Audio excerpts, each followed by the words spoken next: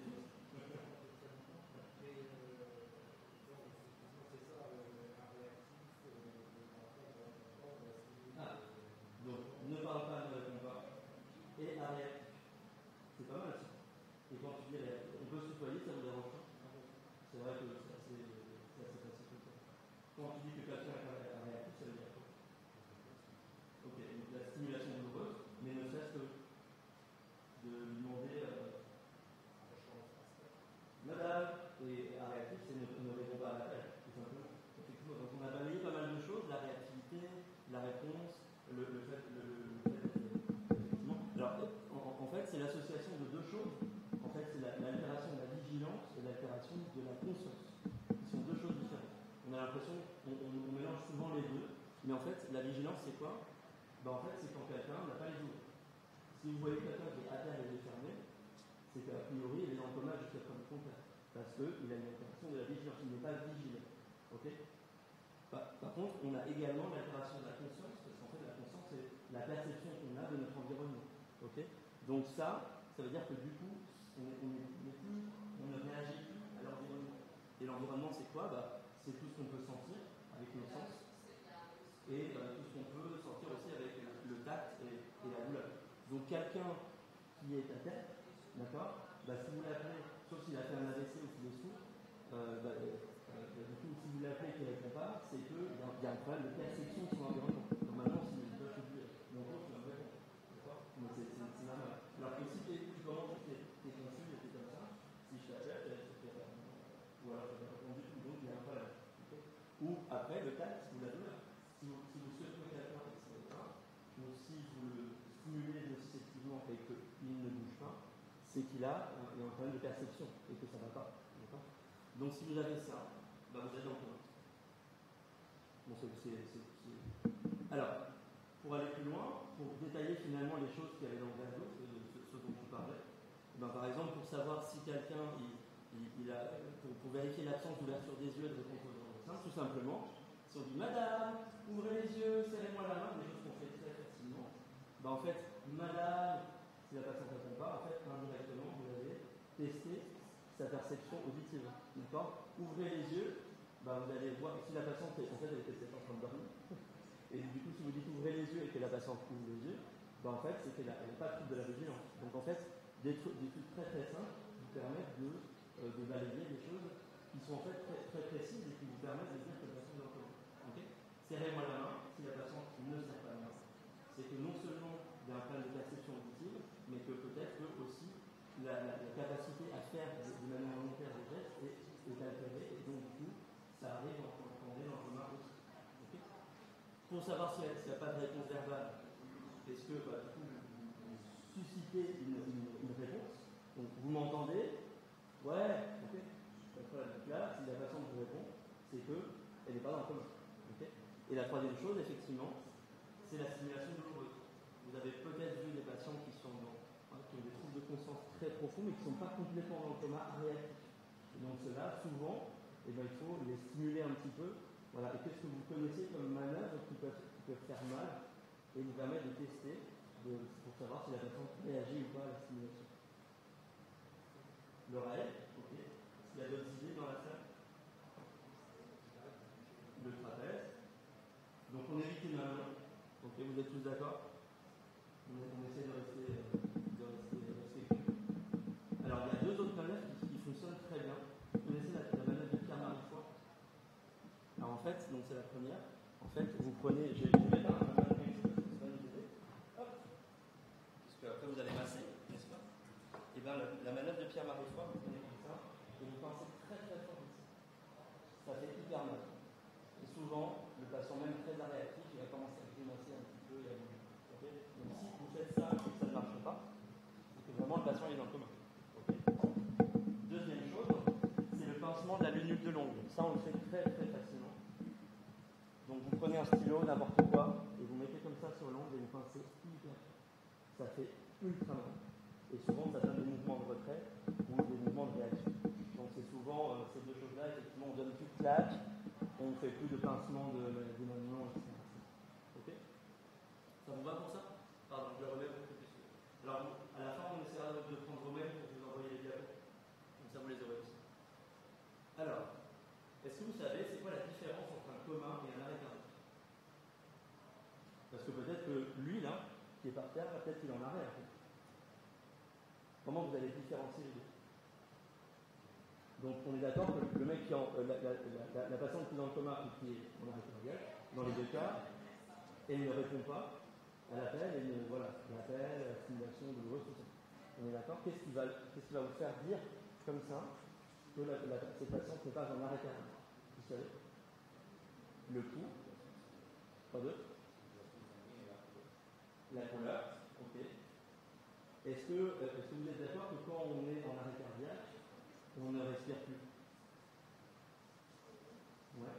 Est-ce que ça vous paraît plus facile d'évaluer si quelqu'un a un pouls ou quelqu'un respire? La respiration, c'est plus facile, c'est plus inné. Tout le monde ne connaît pas les pouls, etc. Et bien en fait, ce qui va différencier les deux, c'est que dans l'arrêt cardio-respiratoire, la patiente, non seulement elle ne répond pas, mais en plus elle ne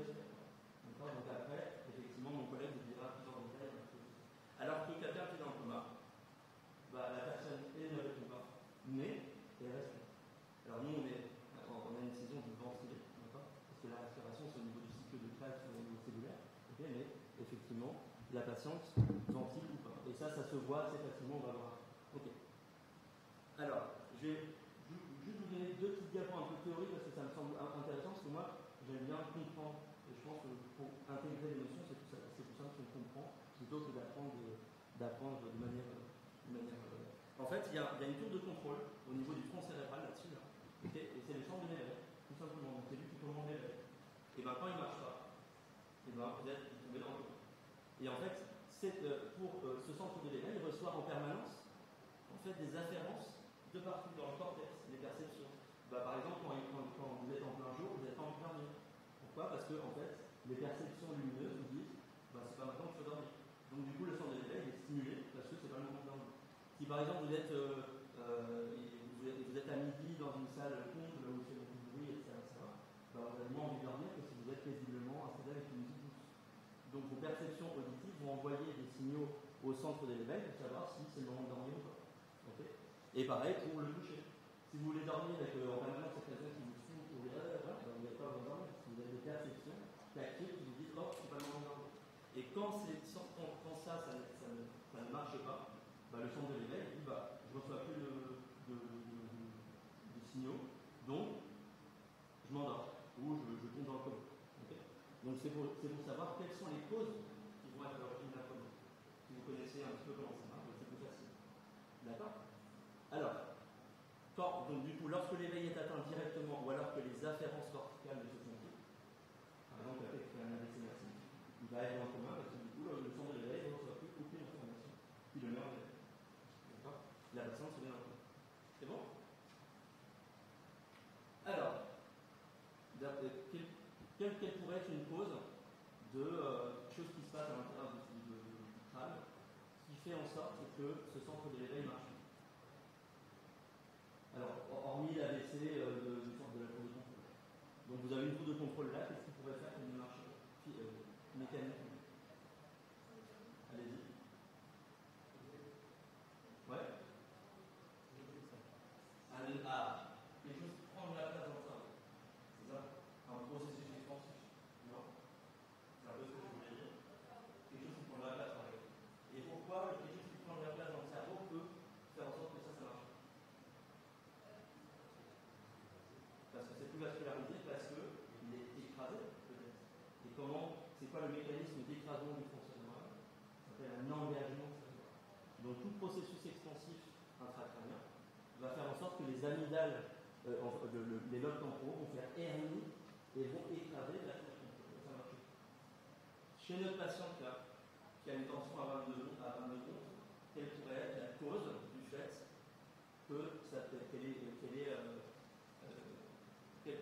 quel processus expansif on pourrait imaginer chez cette patiente qui arrive à 22 ondes de tension? Une hémorragie, vous êtes tous d'accord? C'est effectivement la première chose à penser. Un hématome intraparenchymateux va être aigu, brutal, ça prend de la place et pouf, on peut être en coma. Donc il faut y penser. Vous voyez, on avance tout doucement. C'est vous qui travaillez. Ok, un AVC hémorragique sur toutes ces réponses. Ok. Alors, on n'a pas fait prendre toutes les présentations, mais n'hésitez pas à regarder, c'est intéressant. Alors, par contre, on avait dit qu'il y avait d'autres causes qui étaient le fait que le cortex ne marche pas.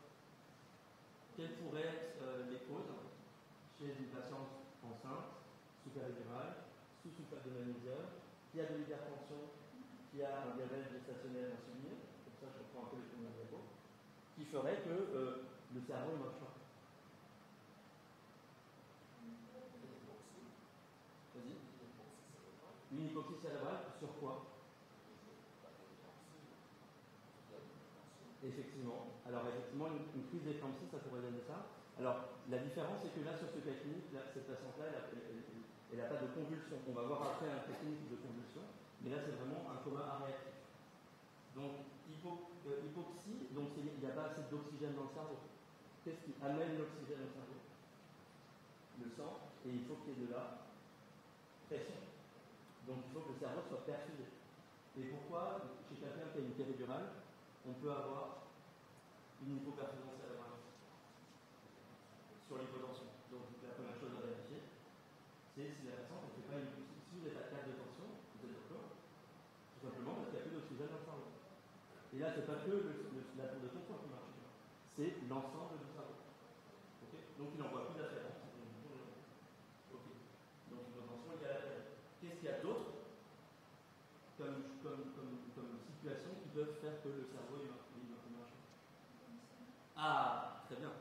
Une cause métabolique, parce que d'autant plus chez cette patiente avec un délai gestationnel qui a de l'insuline pendant le travail, ben, ça peut être une hypoglycémie. Vous êtes d'accord que si vous êtes en hypoglycémie pendant 1 heure ou 2, ben, le cerveau marche plus grille, donc vous voyez l'entraînement. Donc c'est une cause chez cette dame qu'il faut rechercher. Parfait. On continue. Qu'est-ce que vous voyez d'autre? C'est quoi les... Alors cette patiente elle a encore un problème de santé grave. Donc si elle fait un coma, c'est que c'est analyser la situation. Elle a une péri, elle a des thérapeutiques, donc on a de l'insuline. Qu'est-ce qu'elle a d'autre comme thérapie? Les produits d'anesthésie. Donc il y a quoi? C'est quoi les produits d'anesthésie? Xylo, c'est quoi la Xylo? Mais c'est quoi comme traitement? C'est des prostaglandines, c'est des ocytocines, des anesthésiques locaux. Et en fait, les anesthésiques locaux, en fait, c'est des bloqueurs des canaux sodiques. Vous avez ça me rappelle des trucs. Dans les nerfs, il y a plein de canaux sodiques. D'accord? C'est eux qui permettent de véhiculer l'influx nerveux. Et bien, du coup, si vous cassez les canaux sodiques qui ne marchent plus, et ben, ça marche plus. C'est pour ça que quand vous bloquez, par exemple, pour un poignet, le bras, vous savez, une anesthésie loco-régionale, en fait, on bloque les nerfs, tout simplement en mettant quelque chose qui bloque les canaux sodiques. Sauf que, normalement, quand vous mettez des anesthésiques locaux, c'est à un endroit. Si les anesthésiques locaux vont partout, ils vont aller dans le cœur, dans le cerveau, et dans le cœur et dans le cerveau, il y a énormément de canaux sodiques. Et donc, du coup, le cerveau peut arrêter de fonctionner parce qu'il y a des anesthésiques locaux en circulation. Ok? Et donc, l'autre cause, ça s'appelle une intoxication aux anesthésiques locaux. Ok? Et cette patiente, elle est sous sulfate de magnésium. Est-ce que vous pensez que le sulfate de magnésium peut être incriminé dans un coma? Eh bien oui. Normalement, quand vous en mettez, il faut surveiller la fréquence respiratoire, le plateau, etc. Malheureusement, ça m'est arrivé. J'ai une patiente il y a quelques mois qui m'a fait un coma devant moi, sous sulfate de magnésium. Elle est partie complètement en marche. Et donc c'était vraiment la cause de ce problème. Okay, donc, il faut y penser parce que le sulfate de magnésium, on ne le met pas partout, mais ça peut nous arriver, notamment dans le contexte de prééclampsie sévère, et il faut bien savoir ça. Ok? On va y arriver. Donc là, c'est les causes, mais par contre, après, on va voir l'antidote. On va voir après. C'est le gluconate de calcium. En fait, le magnésium, c'est un inhibiteur calcium. Et donc, du coup, ça enlève le calcium, donc vous mettez les calcium. Alors, est-ce que c'est grave en commun? On peut se dire, bon, vous êtes tous d'accord que c'est grave. On peut en mourir. Okay. Pourquoi on peut en mourir, vous savez? Donc, lui, là, il fait. Pourquoi il peut mourir?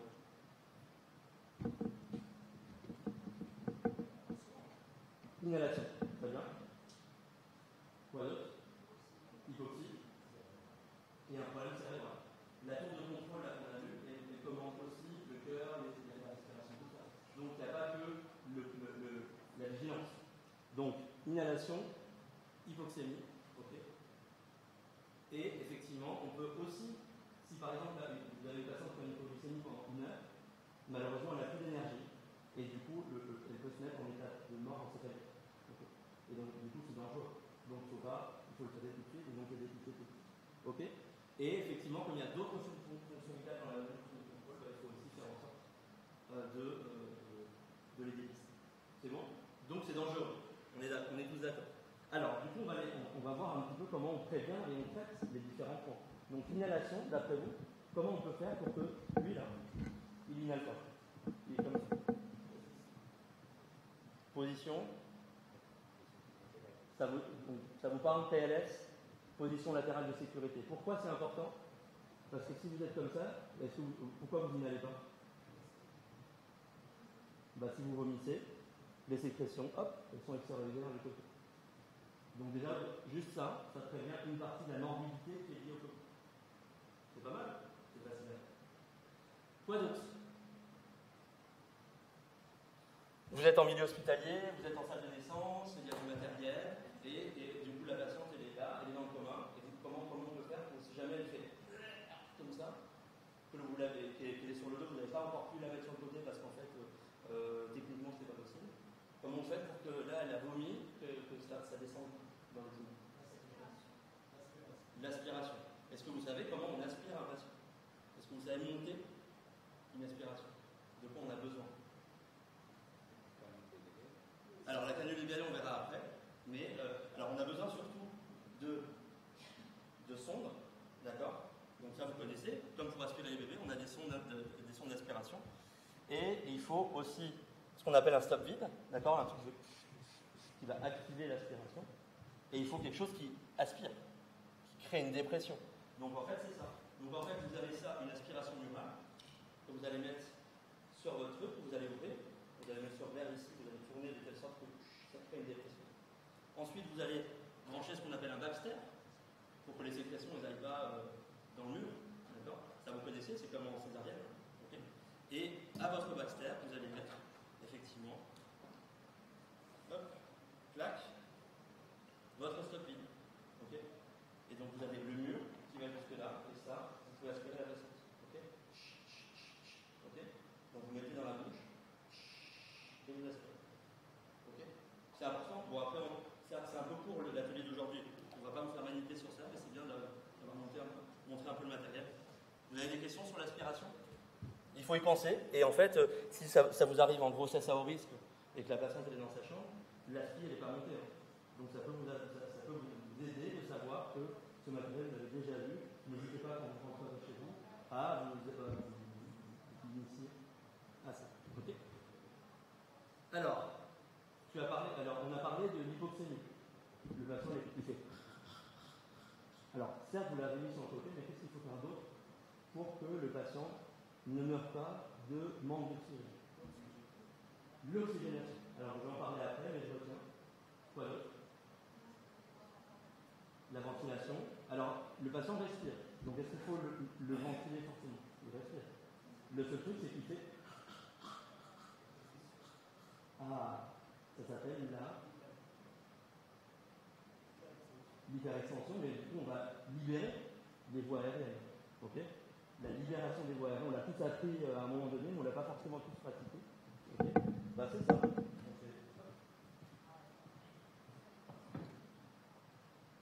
Ok? Facile. Déjà pour vous, ça c'est beaucoup. Le mec il est en PLS, et vous faites comme ça. Alors après, vous pouvez aussi subluxer la mandibule, d'accord? Et vous pouvez aussi lui mettre une canule de Guédel. Ok? Donc la Guédel c'est rigide et il y a un trou dedans. Hop, vous la mettez comme ça. Alors je ne sais pas si lui on peut le mettre. En fait, vous faites comme ça et vous tournez en la mettant vers le bas. Vous la poussez pour que ça soit à hauteur de ici. Et en fait, vous allez voir sur le schéma ici. Et bien en fait là, il fait parce que le massif mandibulaire il écrase, d'accord, ça passe pas. Si vous libérez, déjà ça va mieux, ok, parce que là, okay. Et si, pour ne pas vous rester pendant 1000 ans comme ça, pour que le mec respire, okay. Si vous mettez la galère, vous pouvez vous libérer les mains parce que ça va faire office de ce que vous faites déjà. Okay. Et comme il y a un trou dedans, l'air il passe dedans. Okay. Ça va? Alors tu as parlé d'oxygénation, c'est très bien, c'est très important parce que en fait, quelqu'un qui est dans le coma, même si vous avez fait tout ça, il respire quand même que l'air à 21% d'oxygène, de l'air ambiant, qui n'est pas enrichi en oxygène. Si vous voulez éviter qu'il fasse une hypoxémie, peut-être que le mieux c'est quand même qu'il respire peut-être autre chose que 21%. Donc d'enrichir en oxygène. Donc l'oxygénation, ok, il y a plein de trucs. Vous mettez quoi? Donc il y a les lunettes, le masque de concentration ou le ballon. Vas-y. Le masque, lequel? Le deuxième. Le deuxième en partant à gauche. Ok, c'est celui qu'on met spontanément. Qui mettrait les lunettes à oxygène? Le problème des lunettes, c'est que souvent, quand vous respirez par la bouche. Si vous enrichissez le nez, ça marche pas très bien. Et en plus, c'est un peu merde. Donc, oublie. En situation d'urgence, c'est jamais mieux. Okay. Ensuite, c'est quoi la différence entre le standard et haute concentration? Donc, il y en a un, il y a beaucoup d'oxygène, et il y en a qui n'a pas beaucoup d'oxygène. D'accord. Et en fait, la différence entre les deux, c'est que ici, le patient il va respirer juste un mélange d'air et d'oxygène, donc c'est mieux que rien. Alors que le masque à haute concentration, qui est comme ça, vous en avez déjà vu? Hein? Ça vous parle? C'est bon? Et bien en fait, il y a un sac. Et donc quand vous remplissez ce sac d'oxygène, le patient ne respire que dans ce sac. Donc il respire théoriquement à 100% d'oxygène. C'est beaucoup plus efficace qu'un mélange des lunettes. Okay. Par contre, si vous le mettez plaque sur le patient, bah, si le sac il est vide, ça ne sert à rien. Donc d'abord il faut boucher ici, mettre à 15 litres pour que le ballon se remplisse, parce que vous avez bouché. Si je ne bouge pas, ça se remplit, mais ça sort. Okay. Vous faites ça, ça se remplit, et après vous le mettez sur le patient. Voilà. Et donc vous vérifiez qu'il respire 100% d'oxygène. Facile. Vous en avez dans tous vos chargeurs d'urgence. Et pourquoi on ne prend pas le dernier? Vous êtes d'accord que quelqu'un qui respire, moi, si je viens, je fais comme ça, bah oui. Donc on ventile quelqu'un qui a besoin d'être ventilé, qui a des problèmes de ventilation. Okay. C'est bon pour vous? Ouais. N'hésitez pas à nous interrompre. Alors, on parlait des. Donc, tout à l'heure, je vous demandais, oui, on fait comment pour savoir c'est quoi la cause du Covid? Bon, on va aller chez cette patiente. Okay. Donc, l'hypotension liée à la Covid, comment on peut faire pour savoir si la patiente a une hypotension qui est liée à la Covid? Donc, il faut stopper le patient. Des fois, on a le brassard qui est tombé, en fait, la patiente a déjà accouché, donc on a stoppé, mais il a encore sa péri. Bah, il faut demander de savoir si c'est une hypotension. C'est quoi le traitement d'une hypotension supérieure? Remplissage, et sinon hein? Les animes, ça vous parle? Alors, je parle de ça parce que souvent, est-ce qu'il y a des sages-femmes dans la salle? Il n'y a pas de sage-femme, mais souvent on en a, voire plein. Et en fait, dans le décret des sages-femmes, il y a écrit qu'elles peuvent utiliser de l'échauffement. Donc en fait, il faut savoir que l'hypotension qui est à la péridurale, elle est liée au fait que la péridurale, elle est bien parce que ça soulage, mais elle empêche le système sympathique de fonctionner là où il y a les anesthésies locaux. Donc de là à là, tous les vaisseaux, les artères, etc. Okay. Donc il y a une vasodilatation physiologique quand vous êtes supérieur. Et si cette vasodilatation est très intense, la pression artérielle. Et donc c'est quoi le traitement d'une vasodilatation? C'est la vasoconstriction, c'est pas l'agrandissement. En plus, quand vous mettez des amines, celle-là en l'occurrence, vous faites un petit bolus. 2 minutes après, la pression est plus potentielle. S'il faut compenser la tension avec du remplissage, il faudrait lui mettre un litre et demi. Qui met un litre et demi en 2 minutes? Personne. C'est pas possible. Donc, le traitement, c'est les vasoconstrictions. Ok? L'hypoglycémie, comment on fait pour la diagnostiquer? Dextran. Ok. Mais en fait, il ne faut pas se dire, ouais, la patiente est en coma, c'est que c'est pas un dextran. La patiente est en coma, c'est peut-être une cause métabolique. Et l'insuline, c'est peut-être qu'il y a une hypoglycémie, donc je vais la rechercher. Okay. Et à ce moment-là, ça peut être dextran. Et c'est quoi le traitement d'une hypoglycémie? Avec quoi? Est-ce que vous essayez de lui faire boire un coca 0? Alors déjà, il ne faut pas prendre le coca 0. Mais sinon, donc glucosé, donc déjà par quelle voie?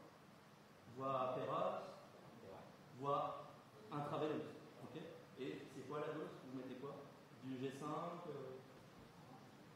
G30. 2 ampoules de G30 en intraveineuse classique. Okay.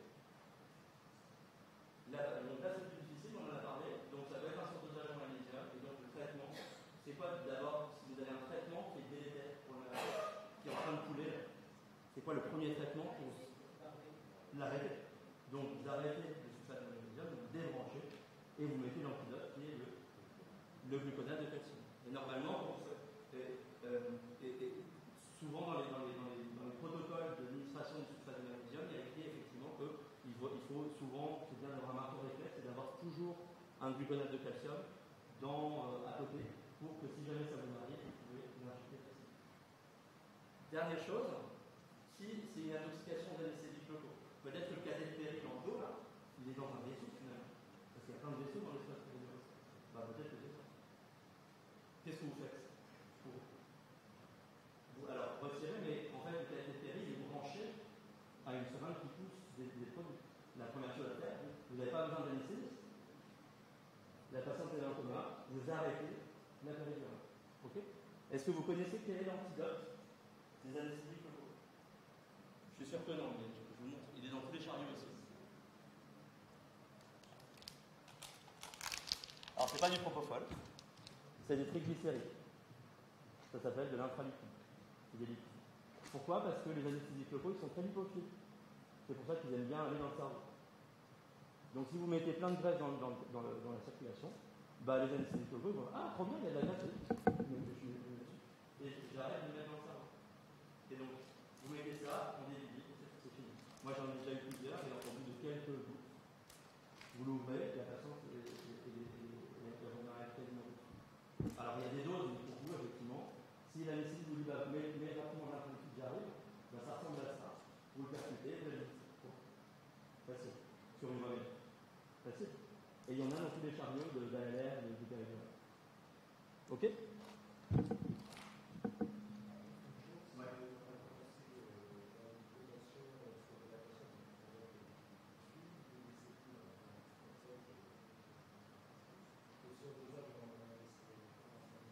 Ben, en fait, si vous avez un coma dans le cadre d'une perfusion de sulfate de magnésium à des hautes doses, voilà, vous l'arrêtez et vous réfléchissez pas.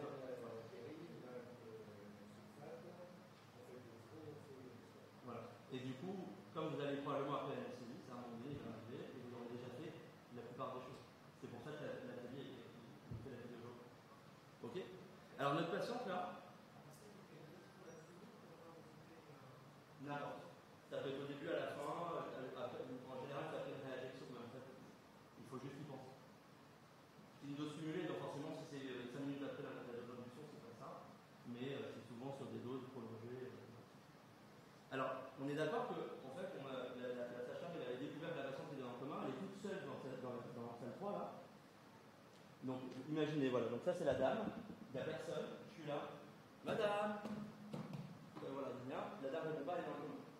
C'est quoi, pour moi, la première chose à faire? On a vu plein de trucs. Comment prioriser? C'est quoi la première chose? L'appel. Qui appelle? Qui va chercher le chariot d'urgence tout de suite? Qui va commencer à faire le dextro, etc. C'est quoi l'avantage d'appeler? Vous êtes seul. Seul, c'est dur. Il faut qu'il y ait du monde. Donc vous appelez, c'est pas forcément, vous appelez pas tous les collègues au thé, vous ouvrez la porte et vite, j'ai une urgence, venez. J'ai une patiente dans le coma et il faut qu'il y ait du monde. Et vous allez bien sûr appeler quelqu'un de compétent pour gérer les urgences intra-hospitalières. Okay. Donc, parce que du coup, ça permet de faire venir d'autres soignants et d'appeler l'anesthésiste. Vous êtes d'accord? Dans toutes les situations d'urgence, c'est important d'être nombreux. Comme ça, vous allez pouvoir déléguer. Et tout ce qu'on a fait là, ça va vous prendre 5 minutes. Alors que si vous êtes tout seul, ça va vous prendre 1 heure et vous n'allez pas le faire bien à la façon que probablement faire une communication grave à cause de ça. Donc vous allez appeler l'anesthésiste. Ok? Donc ça vous arrive régulièrement. Vous allez appeler un collègue sur une situation qui vous dépasse un peu. D'accord? Et c'est compliqué parce qu'il est occupé. Et donc vous êtes d'accord que si vous n'êtes pas convaincant, il ne va pas venir tout de suite. Okay? Notamment, et c'est vécu et c'est normal, si vous dites vite il faut venir, j'ai une patiente qui fait un malaise, bah en fait vous avez alerté, mais je ne sais rien sur ce qui se passe. Okay? Donc d'après vous, il faut être vraiment précis. Voilà, donc c'est important d'être précis sur l'endroit. Voilà. Alors, l'heure tourne, donc je vais être obligé de passer, mais je vais vous donner un outil que vous pouvez utiliser en communication, justement en situation d'urgence, qui est le SAED. En plus, SAED, je veux dire, donc SAED, c'est un acronyme pour situation, antécédent, évaluation, demande.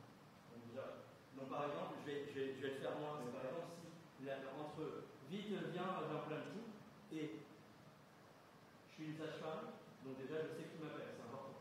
Parce que des fois c'est la SH et le soignant, ou ça peut être la secrétaire, c'est pas pareil.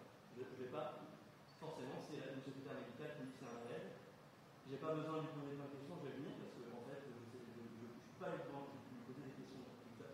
Alors que si cette gynécologue, donc, du coup, je sais que je peux demander éventuellement de gazole, les flux de thérapeutique. Donc, mais c'est important. Donc, je suis au bloc obstétrical. Ok. La patiente salle 3 est inconsciente. Donc, salle 3. Donc, je sais que c'est au bloc salle 3. C'est pas aux urgences ou au 5e étage en médecine polyvalente. Elle est inconsciente. Si vous dites qu'elle est dans le coma, peut-être que je vais moi me dire, attends, c'est pas un collègue anesthésiste, est-ce que vraiment elle est dans le coma? Alors si vous me dites qu'elle est inconsciente, c'est plus précis. Elle est inconsciente, si elle est inconsciente, c'est facile, le diagnostic est facile. Donc il faut rester factuel. Okay, ça ne sert à rien de donner des diagnostics qui sont difficiles pour vous parce que vous en voyez moins de okay. Et par exemple, si vous dites qu'elle a un diabète gestationnel insensibilisé, qu'elle a une péri en charge du magnésium, vous orientez la personne qui ne peut pas venir tout de suite pour essayer de vous guider sur les thérapeutiques que peut-être il faut arrêter. Et vous avez identifié comme en plus étant potentiellement causal dans le problème. C'est bon? Vous suivez? Elle ne réagit pas aux stimulations, mais elle respire. Pourquoi c'est important? Du coup, la patiente n'est pas en arrêt cardiaque. Mais si vous me dites, si je dis, moi la patiente est en arrêt, du coup c'est difficile parce que je mets la pression sur une évaluation qui n'est pas facile.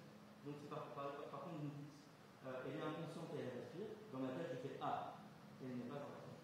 Donc je suis dans le tiroir coma, et donc du coup je vais pouvoir vous donner des informations ciblées sur la prise en charge d'un coma au téléphone.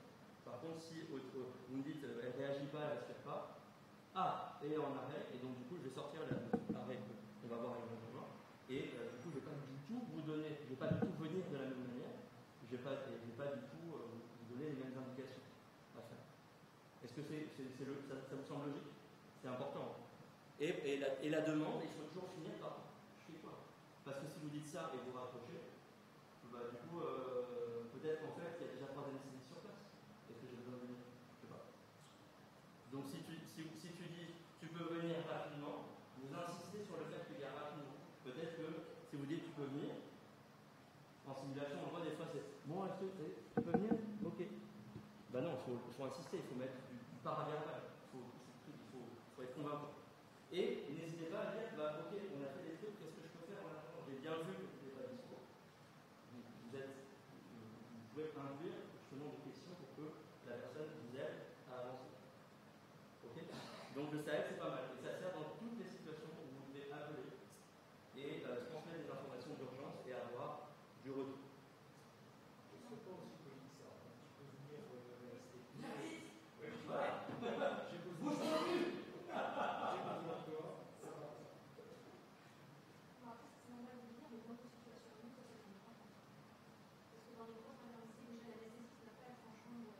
Alors, effectivement, ça peut arriver à un endroit où il n'y a pas d'anesthésiste.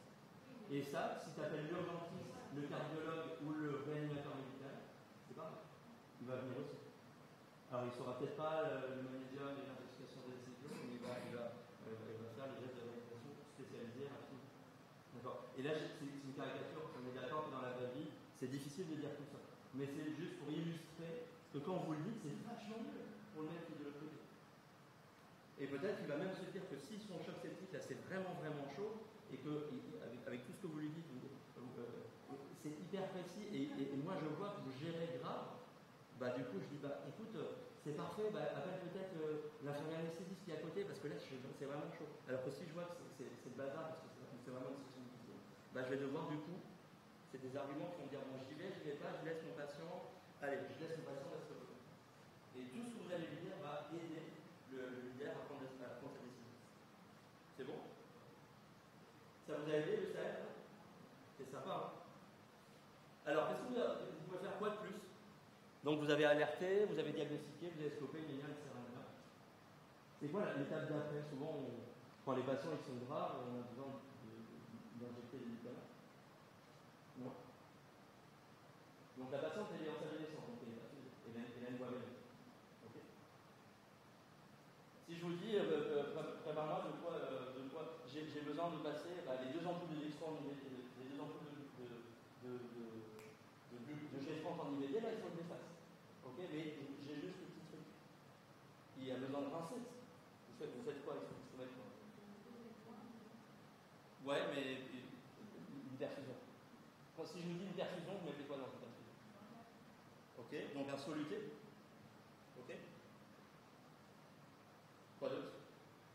Si j'ai juste le soluté, ça sert à rien. C'est basique, hein. Donc j'ai le soluté, ok. Comment je fais pour perfuser le soluté à la patience? Un tubule, un perfuseur. Ok. Et si je veux injecter des trucs? Voilà. Et ça, en situation d'urgence, 99% des fois on l'oublie. Très important. Donc si je vous montre deux perfusions, vous préférez laquelle? Entre celle-là et celle-là. Je ne sais pas si tout le monde voit. Donc en haut, c'est quoi la différence entre les deux? Là c'est vide, là c'est rempli. Ok. Donc celle qui est vide, c'est parfait, il y a un robinet. Donc c'est parfait. Hop. Donc je mets 1 mg d'adresse. Ça va rester ici. Est-ce que je peux rincer? Je ne peux pas rincer. Donc là j'ouvre, génial. J'ai injecté, et l'adresse est toujours dans la cuve. Donc là, il manque que celui-ci plein. Et là, celui-ci est plein, c'est parfait. Mais vous l'avez branché directement sur le malade. Si je vous demande d'injecter 2 ampoules de G30, vous ne pouvez pas injecter 2 ampoules. C'est con, hein? Mais voilà. Donc du coup, il faut qu'il y ait tout ça. C'est bon? On passe rapidement sur les derniers 5 minutes. 5 minutes. Donc là, grosso modo, il y avait le coma. Dans la défense neurologique, il y a aussi des convulsions. Donc la situation la plus fréquente de convulsions chez la femme enceinte, c'est beaucoup l'éclampsie. D'accord? Bon là, voilà, donc c'est une dame qui est un peu céphalée, 3e trimestre, 19 12 de tension, elle a des signes neurosensoriels et convulse dans son. Bon, c'est juste pour vous dire, c'est une éclampsie. Okay. Alors, est-ce que c'est dangereux les gens de convulser? On a vu que le coma était dangereux, mais pourquoi est-ce que du coup les convulsions c'est dangereux? C'est dangereux parce que non seulement c'est un coma, quelqu'un qui convulse, il ne répond pas à l'appel, il est en coma. Et en plus, il y a des complications propres. Parce que quand on convulse, on peut griller son cerveau parce que le cerveau il est tellement de fascination. Il bouffe tout le glucose, il n'y a plus de glucose. Et donc, si vous vous mettez en état nage pendant 1 heure, ben, vous pouvez vous mettre en état nage de mort. Ok? Donc il faut arrêter les coups. D'accord? Alors, du coup, il faut que vous fassiez en sorte que la patiente elle arrête de convulser. Ou elle ne convulse plus. Vous préférez quoi entre les benzos? Ça vous parle pas trop, mais ça vous parle, le sulfate de magnésium. D'accord? D'ailleurs, en fait, quand quelqu'un convulse au SAMU, on fait très souvent du Valium, parce que du Rivotril, parce que ça fait céder les coups. Okay. Mais effectivement, vous savez tous qu'on utilise le sulfate de magnésium, d'autant plus que les repos de la charte CNGOF qu'on a fait ensemble il y a quelques années, il y a 2 ans, nous disent qu'il est recommandé d'administrer du sulfate de magnésium en première intention quand on a fait des crises d'éclampsie. Donc du coup, vous choisissez quoi? Le sulfate de magnésium. Ok, d'accord. On a 3 minutes. Est-ce que je peux avoir 2 volontaires pour venir préparer les médicaments? Est-ce qu'on peut le faire? C'est vraiment important. 2 volontaires très simples. Forcément. Venez. Donc c'est un atelier, regardez, en plus là, il y a en fait une voie veineuse là, vous pouvez injecter. D'accord? Donc là, il y a, vous savez, les robinets en pression où vous pouvez brancher une seringue comme ça pour injecter. D'accord? Donc là, la patiente elle a une voie veineuse et je vais vous demander juste de préparer. Alors, du coup, ici tu as du Rivotril. Ok? Voilà. Donc, comme tous les médicaments d'urgence en général, les médicaments d'urgence dans vos chariots, c'est facile, c'est pur, c'est IVD et vous ne posez pas de questions, vous prenez, vous injectez. Okay. Donc là, je te donne une Rivotril, tu as une seringue de 10 et un trocar, facile, je vous ai déjà tout préparé. Okay. Voilà. Et là, tu as du sulfate de magnésium, donc souvent c'est. Je sais pas. Vous êtes d'accord, c'est souvent 4 grammes, 4 grammes 5. Okay. Souvent, c'est 3 ampoules pures. Ok? Vous êtes d'accord? Ceux qui l'ont fait, c'est 3 ampoules pures. Donc forcément, il faut une seringue de 50, parce que ça fait 30 ml. Okay. Donc alors, je n'ai pas ramené la seringue autopulsée ou la seringue électrique. faut l'installer dessus. Mais on va faire une petite course. On va commencer en même temps. C'est bon?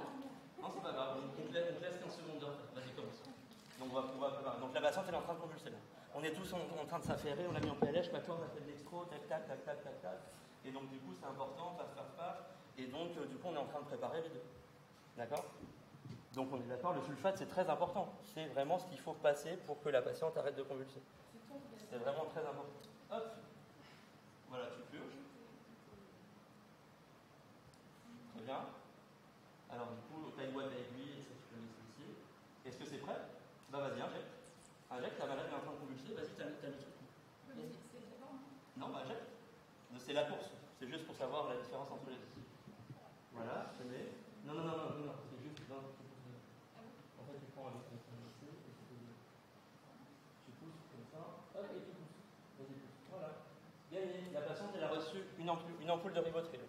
Voilà. Alors, tu es quand même assez rapide. Tu as fait tes 3 ampoules de. Donc maintenant, tu l'installes. Donc, tu as la tubulure et tout. Tu la mets dans la sape. Vitesse combien? Là, vite, le dextro, le je sais pas quoi, gna gna, le truc. Bah ouais. Et tu le passes en combien de temps? Vitesse combien? Vous savez? Vitesse combien? Bah. Merde. Bah voilà, donc c'est pur déjà, et c'est vitesse 60. Vitesse 60 parce qu'en fait c'est 30 ml vitesse 60, ça passe en une demi. Le bolus de 4 grammes sur 30 minutes. En situation d'urgence, vous allez l'oublier, c'est sûr. Et en plus, c'est vachement plus long. Et en plus, pour que ça passe, il faut attendre une demi-heure. Donc vous pensez que ça va arrêter la crise de maintenant, là, la dame qui est en train de propulser? Et bah donc, du coup, si vous avez le choix, vous avez quoi? Donc le premier traitement, il fait céder les crises de tout venant. Bah du coup, n'hésitez pas, la conclusion, merci beaucoup, c'est que, bah du coup, si la patiente elle crise non-stop devant vous, bah n'hésitez pas à commencer à préparer le sulfate de magnésium parce qu'il est nécessaire et ça prend du temps et qu'il faut le mettre en avance, etc. Pour après, pour que la patiente évite de refaire une crise après, mais peut-être que ça peut être intéressant de faire de l'insole pour faire arrêter la crise. D'accord? Alors, c'est pas dans les recommandations, mais si vous reprenez les recommandations, il y a écrit, il est recommandé d'administrer chez des gens qui ont fait une crise d'épilepsie. Il n'y a pas écrit que c'est mieux pour guérir la crise en ce moment. D'accord? Donc, vous faites comme en médecine d'urgence. Donc, n'hésitez pas, c'est facile, rapide et ça peut rapporter beaucoup. Ça peut faire en sorte que la patiente arrête de criser et ensuite vous mettez votre sulfate de magnésium. Une ampoule UVB. Là. C'est 4,25 grammes sur 4 grammes sur 30 minutes. Ouais. Mais vous voyez la complexité en situation d'urgence, ça veut dire que ça, il faut le faire tout seul. On dit, ouais, c'est facile. Bah non, c'est pour ça que je tenais absolument à vous le faire pour que ça marche les esprits. Et dernière chose, souvent on se dit, bon, la patiente qui fait une éclampsie, c'est Sarnton. Non? C'est quoi? C'est Sarnton. D'accord? Souvent, effectivement, voilà. Le problème, c'est que, je reprends la recommandation, il y a bien écrit qu'après une crise d'éclampsie, le plus important, c'est de stabiliser d'abord l'état maternel. Très important. Parce que oui, vous allez faire en sorte que le bébé aille mieux. La maman ne va pas aller mieux parce que vous allez faire l'enfant dans une crise d'éclampsie. Tout de suite. Par contre, si vous ne faites pas la prévention d'inhalation, de procycle, je ne sais pas quoi, ouais. Donc d'abord, on sauve la mère qu'elle ne meurt pas. Et dès que c'est possible, on réfléchit. Okay? Donc d'abord, même si on est sur place, ça m'est déjà arrivé, l'éclampsie en chambre, on l'a sorti comme ça, sans stop, sans rien, dans l'ascenseur, sans PLS, sans oxygène, sans DLF, sans rien, parce qu'il faut la noblesse pour faire ça. Je vais on reste là, on appelle tout le monde, on imprime, on fait des trucs ici, on les met une barre, et ensuite on réfléchit. Et d'ailleurs, il y a écrit que le plus important, c'est de stabiliser en rouge et d'initier le traitement par sulfate avant la décision d'anesthésie. Okay? Donc d'abord on stabilise la maman, et après on réfléchit, parce que souvent en plus, la première prise, souvent elle s'arrête, et après il n'y en a pas d'autre. Donc peut-être qu'on a le temps de décider tranquillement. Ok? Merci.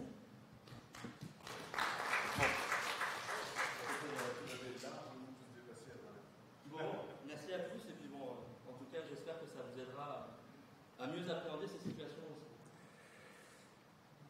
Donc je passe la parole à Benjamin. Bon, à moins que vous ayez peut-être des questions, des choses précises que vous vouliez revoir. Non, c'était bien expliqué.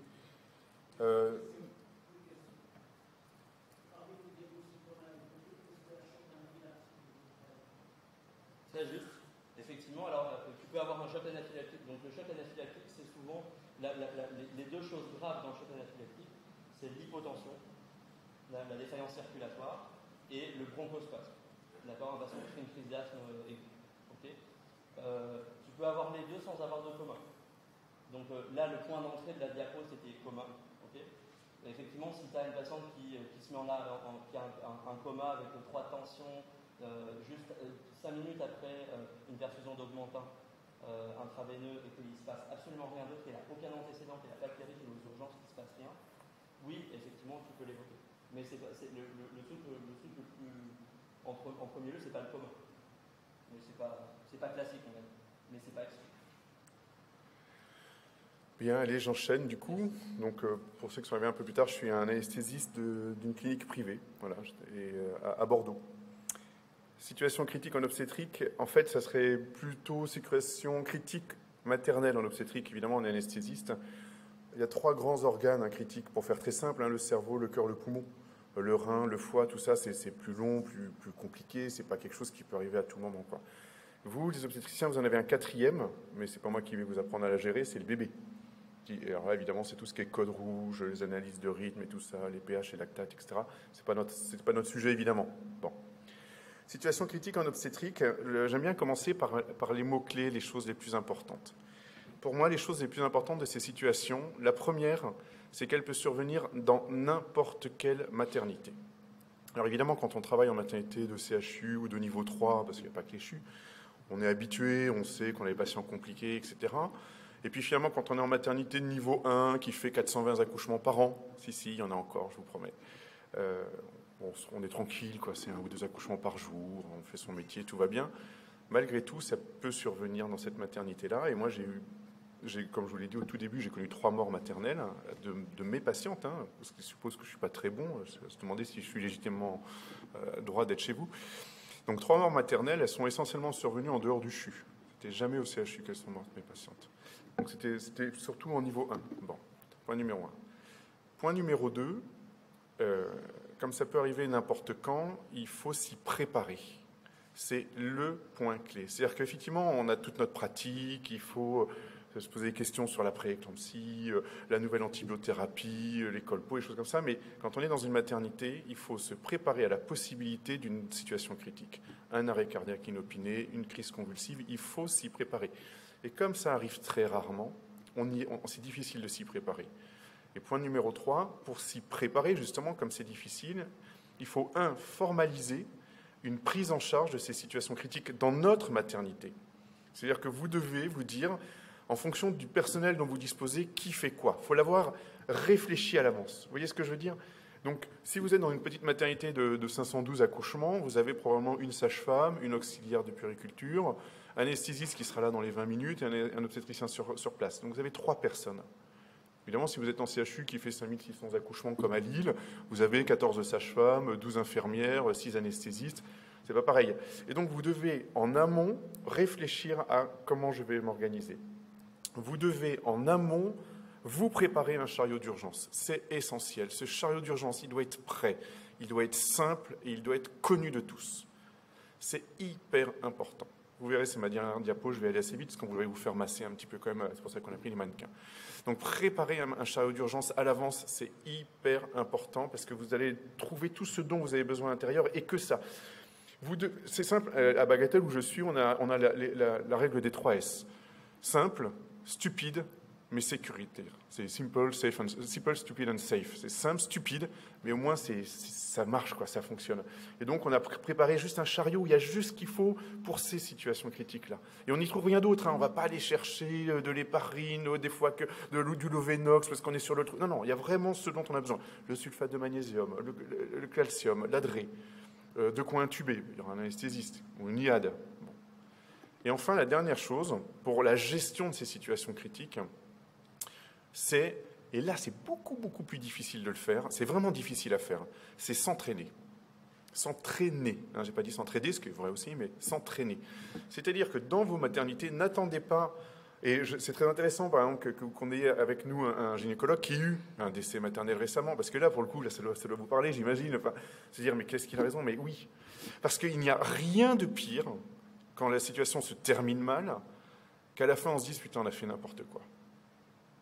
Ça, c'est horrible. La patiente, elle est décédée. Je vous jure que si la patiente meurt et que vous reprenez le dossier, vous allez le reprendre, il sera épluché seconde par seconde. Alors vous allez le reprendre parce que c'est pénible.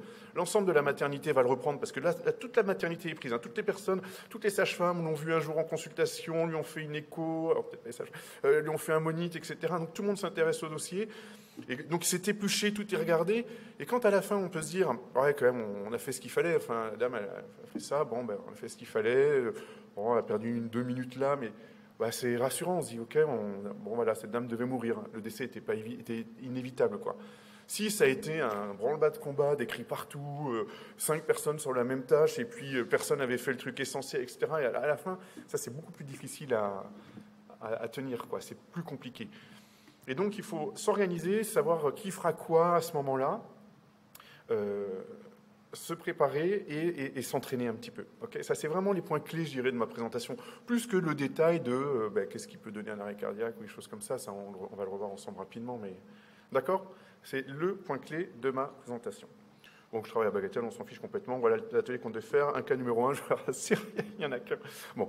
Alors, voilà, je vous prie le cas qui est le cas réel. Hein. Vous travaillez dans le maternité de niveau 1 qui déclare 1850 accouchements par an. Vous voyez le truc ultra standard, on est bien. Vous êtes de garde, 22h49. Donc, vous savez, anesthésie, gynéco, sage-femme, ce que vous voulez. Vous êtes là, quoi. Alors, en salle de travail, et c'est ce que je vous disais à l'instant, vous avez 2 sages-femmes sur place. Bon, vous en avez 2. Bon, c'est pas tout à fait vrai, moi j'en avais 3. Une auxiliaire de puériculture, un anesthésiste qui est l'astreinte, il lui faut 15 minutes, et le pédiatre qui est l'astreinte aussi. Puis vous avez l'obstétricien qui est sur place, 1800, vous savez, au-dessus de 1500, il y a un obstétricien sur place dans nos réglementations. Il y a 2 patientes en salle, une patiente qui vient d'être accouchée, elle va bien, tout se passe bien, et vous avez Madame B, on va s'appeler S, que votre sage-femme installe pour l'accouchement. Vous voyez un petit peu la situation basique, on peut pas, ça c'est tous les jours, hein, dans toutes les maternités de France. Donc Madame B, 22 ans, on va faire très simple, hein, aucun antécédent, elle n'a pas de problème, une grossesse, j'ai un P0, tout va bien, elle est vaccinée, enfin tout ce qu'on trouve dans un dossier d'obstétrique, avec aucune particularité, j'ai mis un petit 10 grammes d'œufs, elle avait du fer, vous voyez, bon c'est classique, hein, on le voit tous les jours, quoi. Le travail se passe bien, elle est arrivée à 14h, à 16h, elle avait une rupture de la membrane, à 4 cm, donc c'était pas avant travail, hein, avec le RAM, VPA, mais ATT, machin. Rupture de la poche des os à 21h, il n'y a pas de procidence. Ah bon, ça c'est quoi? C'est votre 4e urgence, hein, la procidence. C'est le bébé, la madame elle va bien, on n'a rien à vous enseigner, si ce n'est qu'il faut aller vite, c'est un code rouge, il faut récliner, vous connaissez. Il n'y a pas d'anomalie au scope, tout le monde va bien, quoi. On est content, tout se passe bien. Les élèves sages-femmes que je vois, parce qu'on en a 3, ouais, c'est vrai, vous allez voir ça tout le temps, quoi. Allez, vous l'installez sur les étriers pour l'accouchement, un accouchement qui est eutoxique, ça fait 11 minutes qu'elle est en effort expulsif, c'est un petit peu long, c'est son premier, c'est normal. Elle vous dit, ouf, j'ai un peu de mal à respirer, c'est du vécu. 1 minute plus tard, elle présente une désaturation brutale à 85%, une tachycardie à 175 battements par minute, une hypotension à 6,4. Rapidement, elle se met à convulser, elle fait un arrêt. Sympa, hein? Histoire vraie, hein? Je n'invente rien. Allez, qu'est-ce que c'est pour vous? Embolie quoi? Embolie amniotique, j'entends. Amniotique, d'autres idées? Bon, qui vote pour embolie amniotique? Ok, ceux qui n'ont pas voté, vous pensez à autre chose? Embolie pulmonaire, donc l'embolie amniotique, c'est une embolie pulmonaire. Donc, embolie avec un vaisseau, donc embolie cruorique, hein, c'est-à-dire qu'en gros, vous avez un caillot, oui, pourquoi pas. Autre idée? Non? Alors, qui vote pour l'embolie pulmonaire cruorique? Alors, on est d'accord que ça fait très embolique, hein, quand même. C'est très brutal, etc. Bon, ça fait très embolie amniotique, évidemment, c'est hautement probable que ce soit ça. Hein. Alors, c'est embêtant, parce que si c'est une cruorique, ça pourrait donner lieu à d'autres prises en charge. Mais là il y a le caractère, vous savez, l'embolie amniotique, il faut vraiment qu'il y ait du liquide. En fait, il faut qu'il y ait du matériel fœtal, donc le liquide, avec les cellules fœtales, et puis notamment l'acide arachidonique, qui, par le biais des pressions, passe, sous réserve qu'il y ait une petite lésion quelque part, il y en a toujours, passe dans la circulation maternelle, et se met à emboliser partout dans le poumon. Hein, c'est ça le principe. Bon. Alors, diagnostic possible, effectivement, l'embolie amniotique. Bon, l'embolie cruorique aussi. Bon. La crise d'éclampsie, elle convulse. Bon, alors elle convulse, d'accord, mais pourquoi elle aurait 6 de tension? Pourquoi elle désature brutalement? Bon, ça serait possible parce que... Alors, elle désature vite, nos patientes. Pourquoi? Parce qu'elles sont en plein effort. Il y a le muscle utérin qui travaille beaucoup, puis la patiente, elle hyperventile, donc elle est en effort physique. Donc, elle n'a pas beaucoup de réserve. Elle vous dit en plus qu'elle a été un peu gênée pour respirer. Bon, ça fait pas très crise d'éclampsie. Puis surtout, l'éclampsie, elle arrive après. Quelqu'un qui fait une crise d'éclampsie, qui a une détresse respiratoire de fait de sa crise d'éclampsie, elle va convulser et puis ensuite elle va désaturer. Là, vous avez vu que ça commence par la désaturation et le problème cardio-pulmonaire. Bon, le trouble cardiaque inaugural, pourquoi pas? Vous savez, ça reste un effort, le brugada, les choses comme ça. Vous savez, les footballeurs là qui tombent sur les terrains, bon, c'est quand même, ça devient rare, hein, ça quand même, c'est pas fréquent. L'hémorragie du postpartum, pour un arrêt cardiaque, ça c'est le diagnostic possible, mais là c'est pas le cas. Elle est en train d'accoucher, elle n'est pas en train de saigner. Si elle saigne, on le voit, enfin, ça saigne à l'extérieur, quoi. Les intox médicamenteuses, il en a été question évidemment, il faut y penser. En fait, c'est assez rare. Alors, en intox médicamenteuse, le produit le plus dangereux qu'on utilise le plus communément, et notamment à la maternité, ce sont les anesthésiques locaux, indiscutablement. C'est vraiment des produits particulièrement dangereux, eu égard à la manière dont... Les curares sont très dangereux, mais personne ne les utilise, à part nous, quoi. Bon. Les antibiotiques, mais c'est le choc, c'est tout. Là, elle n'en a pas reçu, vous voyez. Les anesthésiques locaux sont très dangereux. Cela dit, à la maternité, les doses qu'on utilise sont extrêmement faibles. C'est-à-dire que la bupivacaïne, la naropéine, c'est du 2 mg par millilitre. La dose toxique, pour répondre un peu à une question qui n'est pas tout à fait éludée, parce qu'il avait raison, hein, la réponse était juste, mais enfin, c'est 200, 300 mg. La naro, oui, on est à 200-300 mg. Vous voyez, on utilise, non, chaque bolus, c'est 10 mg. Donc, pareil, il faut faire 30 bolus d'un coup. Vous voyez, voilà, il faut que les doses soient cumulées. Bon. En revanche, ce qui peut arriver beaucoup plus fréquemment que l'intoxication aux anesthésiques locaux, c'est les erreurs d'injection. Et ça aussi, ça s'anticipe. Les erreurs d'injection, vous devez, dans vos pratiques, et vos anesthésistes doivent le faire, et pour les sages-femmes, vous devez absolument faire attention parce qu'elles sont très faciles. Vous avez vu les ampoules qui vous ont sorti, moi je commence à m'approcher de la cinquantaine, et vous savez, à 40 ans, on prend beaucoup de recul pour lire, hein, on devient presbyte, donc on ne peut plus lire ce qu'il y a dessus. Donc nous, on a, pour éviter, parce que finalement, les intoxications médicamenteuses, elles sont souvent plus le fait d'une erreur d'injection. Vous n'avez pas injecté le bon produit ou le produit est trop concentré.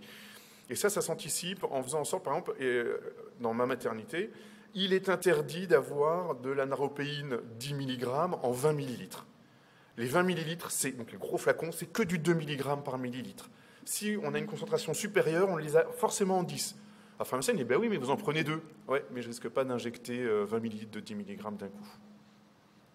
Et il y a beaucoup de choses comme ça qui peuvent être faites. Donc regardez, c'est un tout petit travail. Il suffit que l'un d'entre vous, qu'une personne dans la maternité se dise, tiens, il avait raison, là, Juliac.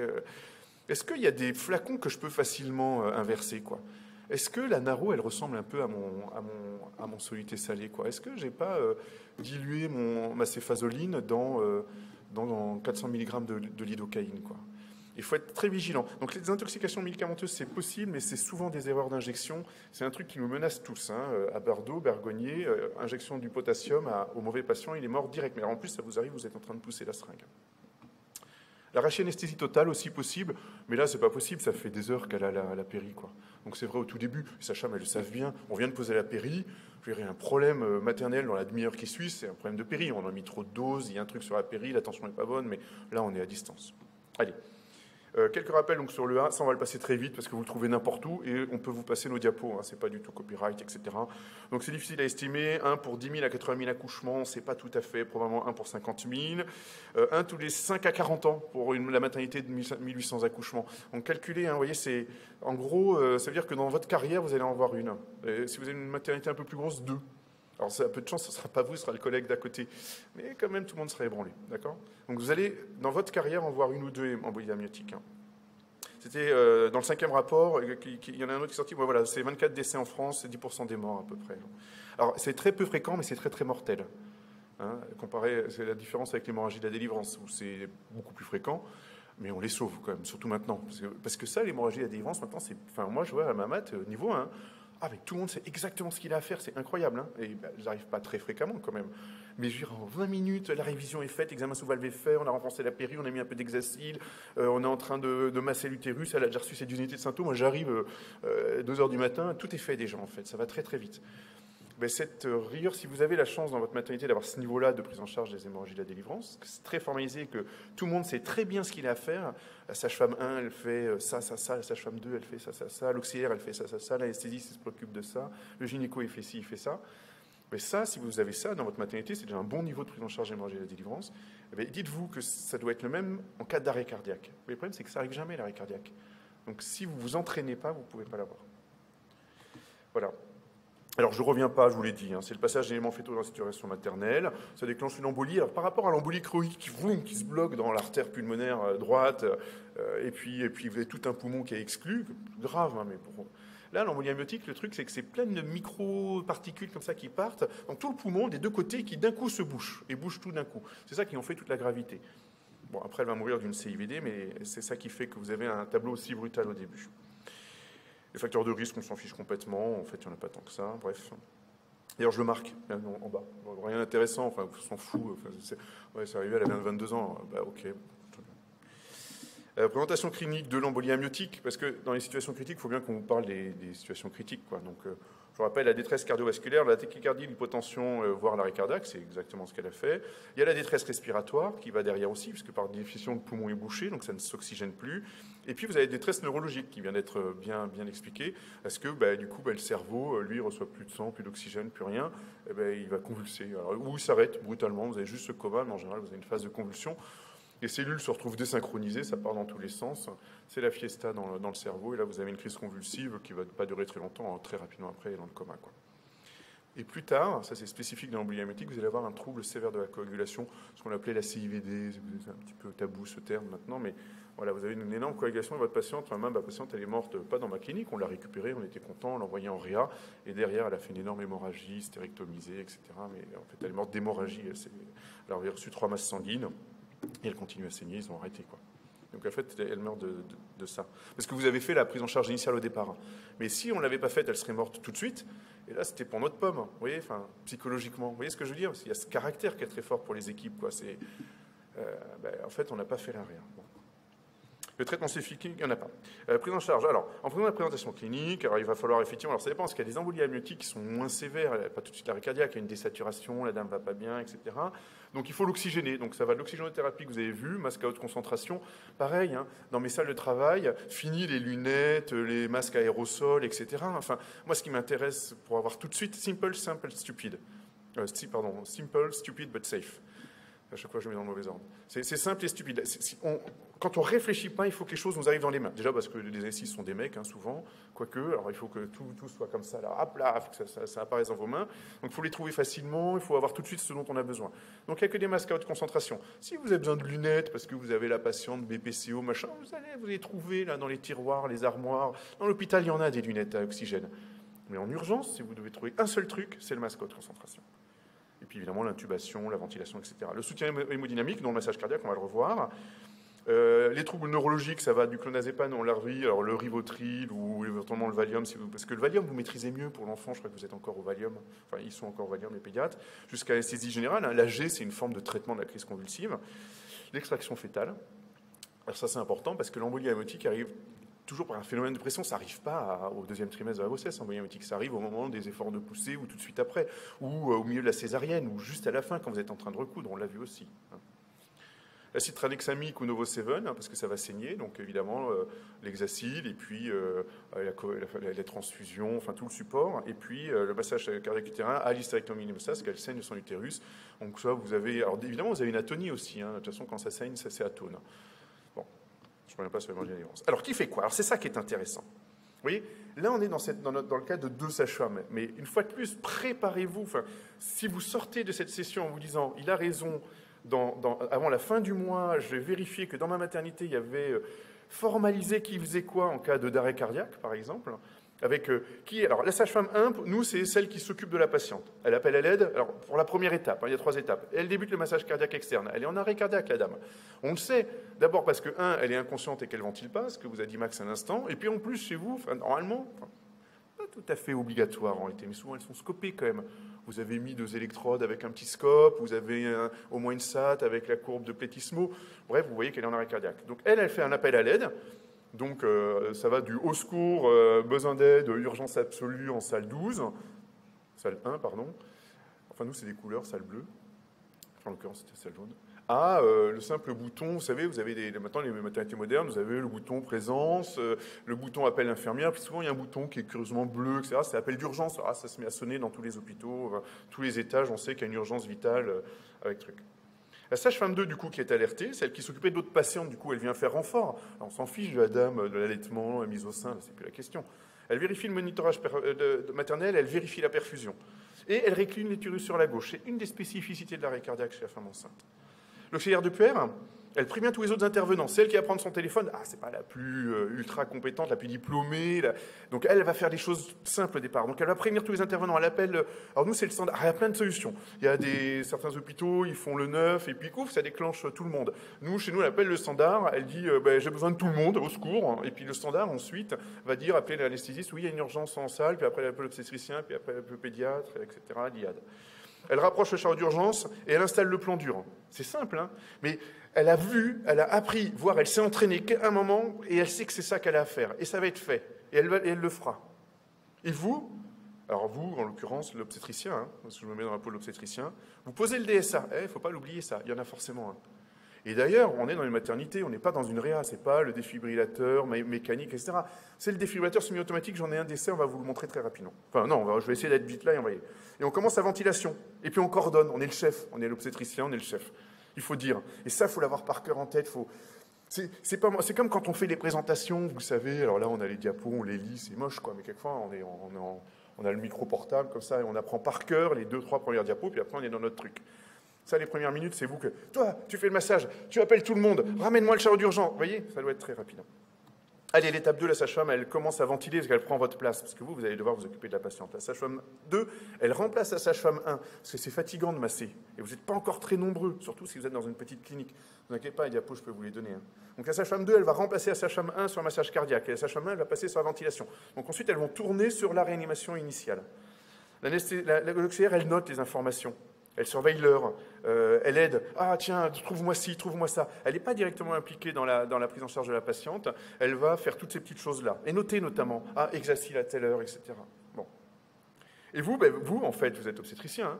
Hein. Deuxième spécificité de la prise en charge de l'arrêt cardiaque chez la femme enceinte, vous êtes en train de vous dire, ça fait déjà 2-3 minutes, vous vous souvenez d'un point clé, c'est qu'on doit sortir le bébé à la 5e minute. C'est-à-dire que vous devez faire la césarienne, per mortem. Hein, vous êtes, alors là, les élèves sages-femmes étaient un peu embêtés parce qu'elle ne s'était pas mis de solution hydroalcoolique pour préparer le Rivotril, etc. Là, vous en fichez. Hein, un bistouri, vous ouvrez, bétadine, pas bétadine, champ, pas champ. Enfin, on se contrefiche de ça. Hein, vous ouvrez, il faut sortir le bébé. Il faut sortir le bébé parce que ça va sauver le bébé, peut-être.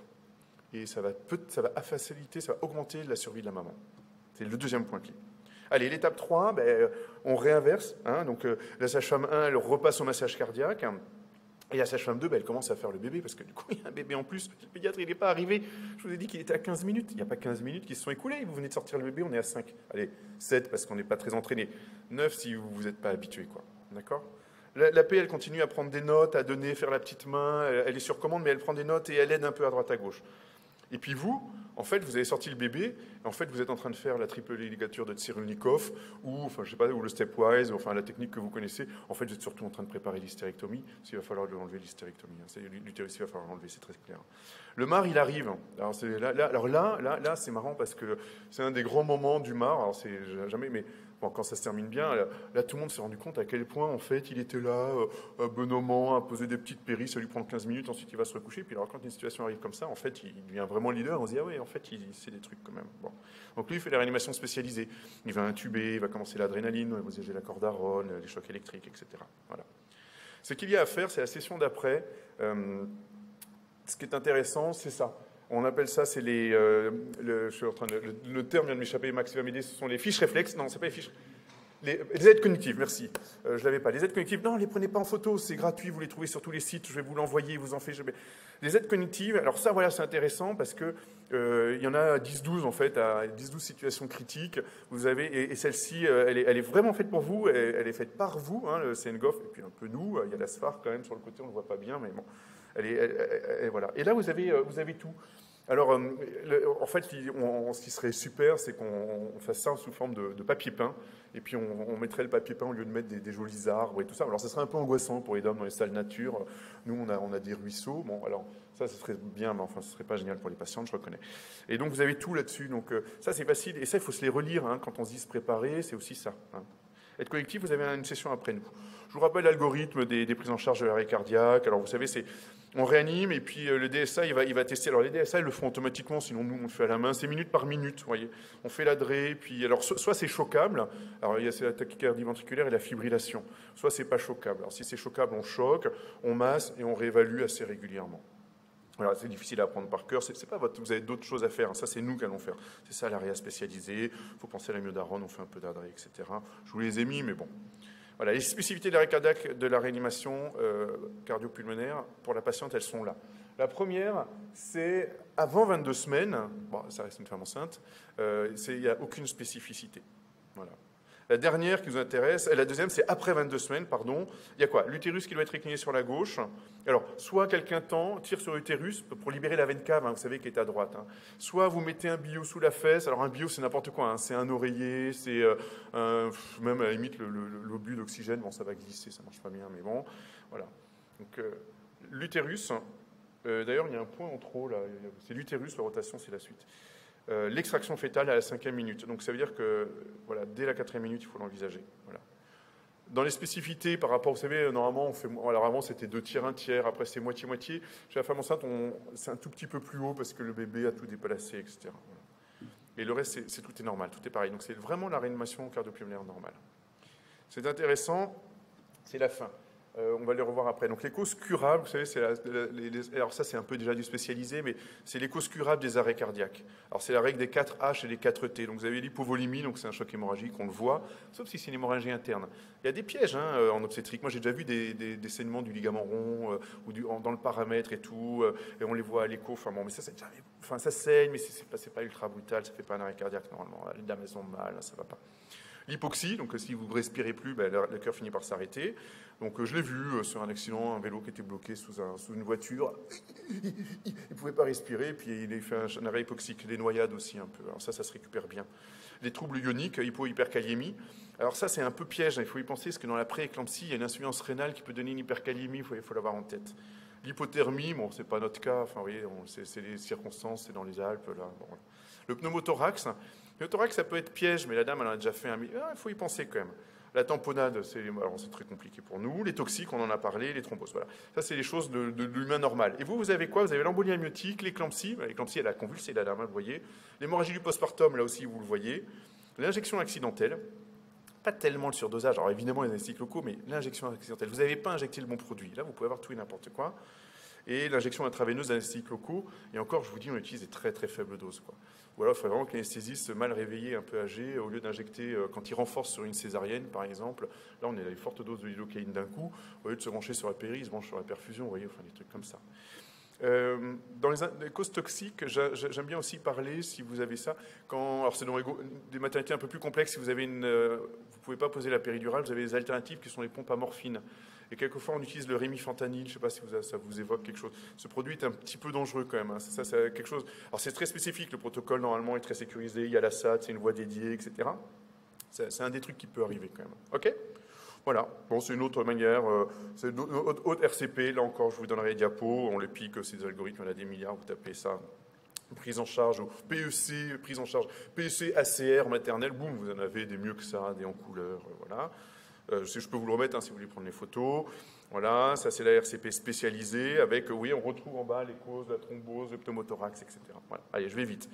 Donc un peu de rétexte, ça c'est quand c'est arrivé, voilà, vous êtes arrivé au bout du truc. Soit ça s'est bien passé, mais en fait, quoi qu'il arrive, la plupart du temps, vous aurez transféré la patiente si elle est encore vivante. Soit elle est morte sur place, bon, c'est triste, hein, mais ça arrivera, ça vous arrivera, je ne vous le souhaite pas, mais il y a un risque quand même, une fois dans votre carrière. Soit ça s'est pas trop mal passé, vous l'avez récupéré, vous l'avez transféré, et puis la dame va mieux, quoi. Ou alors vous l'avez récupéré, vous l'avez transféré, et puis elle a fini par mourir. Moi, c'est ce que j'ai eu à chaque fois. Hein. Bon, alors, écrire tout ce qui s'est passé tout de suite après, à chaud. Là, nous, on s'est retrouvés, obstétricien, sage-femme 1, bon, les autres ont aidé, hein, mais sage-femme 1, l'obstétricien anesthésiste, on a repris le dossier, on a tout réécrit. Et même, en fait, j'avais fait un rapide, j'avais rapidement écrit tout ce que j'avais fait pour que le collègue du déchoc aille, et après, pendant 1 heure, on a tout réécrit, minute après minute, avec les horaires, le numéro de l'appel, les machins, etc. On a fait 2 pages. Bon. Puis on l'a renvoyé ensuite au déchoqueur. Les réa, il va le reprendre. Les réa, ils épluchent tout, chaque document. Ça. Et en plus, c'est intéressant parce qu'après, c'est dans le dossier, c'est médico-légal, vous avez tout fait à chaud. Bon, pensez à en parler rapidement à tous les intervenants. Ouais, on a fait ça, et puis après on va manger. Enfin, je me souviens plus de l'heure. Ah, bah, c'était rigolo, c'était le 31 décembre. La photo de 31 décembre, c'était un bonheur. Mais on en a parlé, ouais, du coup, avec la sage-femme 2, l'AP, l'infirmière des soins. Il y a toujours une infirmière. N'oubliez pas que vous avez d'autres personnes dans le service. Vous pouvez faire venir une infirmière d'un soin critique, d'une réan, pour vous aider à régler le respi, ou choses comme ça. Bon. Donc on revoit tout le monde et puis on en discute, quoi. On pense à faire la RMM. C'est pas inquisiteur, c'est difficile, c'est des dossiers tristes, on n'est pas à l'aise. En fait, si, il faut les revoir. C'est intéressant qu'il y ait quelqu'un d'autre qui vienne, qui vous dise, ouais, voilà, c'est dommage, t'as pas pensé à sortir le bébé. Bon. Je ne sais pas s'il aurait été vivant, enfin tu l'as sorti tard, tu l'as sorti à la 22e minute, on est un peu loin, bon voilà, en fait là il fallait le sortir à 5, ça aurait été parfait, mais le reste était bien. Les gens ils sont pas, enfin ouais, on essaye d'être bienveillants quand même entre nous. Voilà. Ensuite, ce qui est bien aussi, alors ça c'est vraiment un rétexte pur, c'est de revoir les gens vraiment à distance. Et ce qui est incroyable dans l'idée que j'ai de l'emboliométique, celle que je vous ai présentée, c'est qu'on a fait un vrai, et alors donc il y avait nous, dans notre petite clinique, toute simple, et puis il y a le gros CHU de la ville où je suis, je ne vais pas dire laquelle. Et alors, du coup, on a réuni les deux équipes, quoi, pour faire la RMM, quoi. Et à la fin, je me souviens, la jeune chef de clinique qui avait pris en charge ma patiente après, 31 décembre, alors que des chefs de clinique de deuxième mois, donc très jeune, qui est venue me voir en pleurant, je la connaissais, j'avais connu interne avant de partir du CHU, qui est venue me voir en pleurant et tout, qui me dit, mais en fait elle se rendait compte que nous, dans notre clinique, on avait débriefé, on en avait discuté, on avait rassuré, parce que les sages-femmes et tout ça, enfin, c'est compliqué, personne ne vit dans une maternité en se disant que les patients vont mourir, vous les voyez 9 mois en plus, enfin 6, allez voir et les revoir, etc. Et elle s'était rendue compte qu'elle avait été complètement laissée. Enfin, le lendemain, plus personne ne lui a rien parlé de rien. Et elle gardait cette patiente qui saignait, qu'elle allait stérocutomiser toute seule et tout. Enfin, dont le seul senior qui avait plus de 32 ans, c'était le réa du Déchoc. Enfin, et personne ne lui en avait reparlé. Et ça l'avait beaucoup ému, on va dire, pour ne pas dire traumatisé. Donc, d'où ce soutien psychologique, ça peut se discuter. C'est tout bête, hein, mais il faudra y penser à ça. Ça fait partie de la gestion des situations critiques. Voilà. Et ce que je vous ai dit au tout début, hein, le meilleur moyen de ne pas culpabiliser, entre guillemets, de pouvoir se poser en se disant, ben, en fait, on a fait, c'est se préparer à l'avance, avoir fait des simulations, y compris des vraies simulations en vrai. Vous prenez n'importe quelle sage-femme, même si vous ne faites pas le vrai massage, même si vous ne choquez pas pour de vrai, qui fait quoi, vous voyez, essayer de se mettre en situation. Ça prend un peu de temps, ça consomme du temps de travail aussi. Hein, la sage-femme, elle ne va pas être à son poste à ce moment-là, quoi. Le shower d'urgence, je vous l'ai dit, le protocole bien connu de tous. Et ce que je vous dis, ça c'est vraiment, je vous dis, je commence toujours par la fin en fait, c'est le plus important, quoi. C'est vraiment s'y préparer à l'avance. Ok ? Bon, la pratique, donc on vous a prévu quand même quelques petits mannequins, ça permet de revoir un petit peu le massage cardiaque. Bah oui, c'est bien, voilà. Donc je vous rappelle la position des mains, alors c'est trop long, donc en gros on fait moite-moite. En gros, alors, comme la femme est enceinte, il y a l'utérus, tout ça, ça vous gêne, on est un petit peu plus haut, je vous l'ai dit. On va le revoir ensemble avec Max. Le rythme, alors vous savez, c'est fréquence 100 par minute, c'est Staying Alive, c'est les trucs des Bee Gees là, qui vous donnent le rythme. Alors si vous allez aux États-Unis, si vous avez la chance, c'est marrant, dans les aéroports, en attendant votre avion, il y a la société américaine de cardiologie qui vous met des trucs, alors vous devez vous entraîner, être dans le rythme et tout, c'est rigolo. Bon, et il faut bien rentrer. Hein, les grosses erreurs aussi, c'est on ne veut pas faire mal à la patiente, on a très peur de casser les côtes, alors qu'en fait, une fois que vous avez cassé les 12 côtes des deux côtés, c'est beaucoup plus facile à comprimer. Bon, j'exagère un peu, mais on casse des côtes. J'en ai cassé une quantité astronomique quand j'étais, avant de faire médecine, pompier. Bref, et il faut bien rentrer, en fait. Il faut vraiment presser le cœur. Hein, donc, n'hésitez pas à comprimer le cœur. Voilà. Et puis, il faut aussi laisser le temps de la compression. C'est les petites erreurs habituellement. Et puis, il ne faut jamais s'arrêter. Hein, surtout quand c'est intubé. À 2, il y en a un qui ventile. Donc, c'est 32 maintenant. Enfin, ça va beaucoup changer. Mais une insufflation, 2 insufflations. Et puis, massage de 30. Et puis, on recommence. C'est très fatigant à faire. On va le faire ensemble. Voilà. Et le DSA, c'est très facile. Vous l'allumez, vous posez les électrodes. Alors, souvent, elles sont quelquefois orientées parce que, vous savez, avant, on envoyait du plus au moins, enfin, en fait, du moins au plus, mais on envoyait une grosse charge de 300 joules. Maintenant, elles sont biphasiques, c'est-à-dire que ça part et ça revient, en fait. Ça marche mieux. Et on a pu diviser les énergies par 2. Du coup, elles sont orientées. Il y en a une pour le sternum et une pour l'apex. Donc, il faut essayer de ne pas se tromper, mais je ne sais pas si ça serait très grave de l'inverser. Bon, voilà, choc conseillé, c'est semi-automatique, parce que c'est vous qui appuyez sur le bouton pour lancer. Vous dites choc conseillé, appuyez sur le bouton, mais il faut appuyer sur le bouton, on va le voir. Voilà, et après, tout de suite après, alors on est content, on vient de choquer, on se dit ouais, super, c'est reparti. Donc tout de suite après, il faut remasser. Hein, c'est pas choc, et puis tiens, ça a marché ou pas? Non, c'est choc, je masse, et au bout de 2 minutes, je regarde. Parce qu'il faut synchroniser les cellules, et ensuite, il faut les oxygéner, et après, le cœur repart. Quand ça repart. Voilà, j'ai terminé, j'ai essayé d'aller vite, parce que ce qui est intéressant, c'est la pratique, on va s'approcher. Voilà, le carreau, c'est club d'anesthésistes réanimateurs en obstétrique. Et notre congrès, il est bientôt, en fait, parce que vous vous êtes décalé. Normalement, vous êtes en janvier, et puis nous en mai. Là, c'est les deux en mai. Si ça intéresse, voilà, c'est pas un congrès très cher. C'est juste vendredi et puis le samedi matin. Et ça sera à Nancy. On le fait jamais à Paris. C'est toujours... Donc, en fonction des endroits où vous allez, alors évidemment, on a Kinshasa et autres, et le Tchad aussi, j'ai entendu. Mais ça peut être intéressant de voir. Bon, c'est un peu anesthésique, hein, mais même pour les anesthésistes, on se déplace dans les différentes provinces. Ok, on y va, on se rapproche des mannequins, on fait 2 groupes, comme vous voulez. Je suis désolé, on n'a qu'un DSA, mais on va y arriver. Allez. Non, d'ailleurs, au passage, mais quand on y sera, si vous avez des questions, n'hésitez pas.